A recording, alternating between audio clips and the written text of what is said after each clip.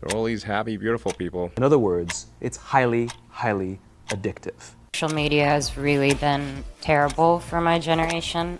The reason why is because we spread the negative. As opposed to network television series. It's not a major political or social stance to say you don't use this product. Social media is impacting social issues too. We now know that many of the major social media companies hire individuals called attention engineers who borrow principles from Las Vegas casino gambling, among other places, to try to make these products as addictive as possible. That is the desired use case of these products, is that you use it in an addictive fashion because that maximizes the profit that can be extracted from your attention and data. I think that one of the issues with social media, it's been pointed out by many people, is that people look like they have a much better life.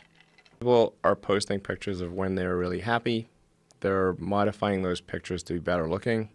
We know that engagement with social media and our cell phones releases a chemical called dopamine. That's why when you get a text, it feels good. Start by turning off your social apps and giving your brain a break. Because then you will at least be a little bit more motivated to not be motivated by what everybody else fucking thinks about you. But it does scare me when you see how exposed that these young girls and young boys are, and they're not really aware of the news or anything going on. It's for sure. I don't think people are getting the right information sometimes. Few of us can debate, right, that there's an increase in depression, anxiety, and suicide amongst young people. I mean, the statistics are alarming. Suicides has tripled in the past 15 years, right? Girls also engage in social media 40% more than boys. People are pressing a like button rather than actively engaging with campaigns in real life. They're more about how other people perceive our adventures than actually having them. The urge to check social media is stronger than the urge for sex. Yet both are driven by a need to connect. But on Twitter, like, it could easily be, I read this little article here a while back showing what words needed to be in content for those to be most likely retweeted, and they were almost all high-level negative emotion words. Both Twitter and Facebook, all social media, is basically something different in human history in the sense that it's just a crowd without a purpose. So it's a crowd looking for a purpose, meaning that throughout human history, when you actually had to have face-to-face interactions with people, the only reason you would show up in a crowd is because the crowd had a purpose. So where we Of them, of course, has to be the imbalance of social media and cell phones in our lives. I'm not against it. I'm against the amount of it, right? That we can't go for dinner with a friend and put our phone in airplane mode for an hour and a half and just be present with our friends. And so how do we combat this imbalance? We do more yoga. When significant stress starts to show up in their lives, they're not turning to a person, they're turning to a device, they're turning to social media, they're turning to these things which offer temporary relief. We know, the science is clear, we know that people who spend more time on Facebook suffer higher rates of depression than people who spend less time on Facebook, right?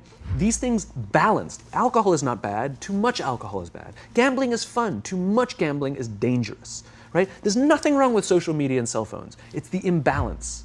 Right? If you're sitting at dinner with your friends and you're texting somebody who's not there, that's a problem. That's an addiction. Well, we have a growing amount of research which tells us that if you spend large portions of your day in a state of fragmented attention, so large portions of your day where you're constantly breaking up your attention, take a quick glance, do a just check, let me just quickly look at Instagram, that this can permanently reduce your capacity for concentration. That the more you use social media, the more likely you are to feel lonely or isolated. Specifically on LinkedIn, and I was named a top voice on the platform. But what I realized was, the more I was creating online and building relationships online, I was losing touch with people in real life.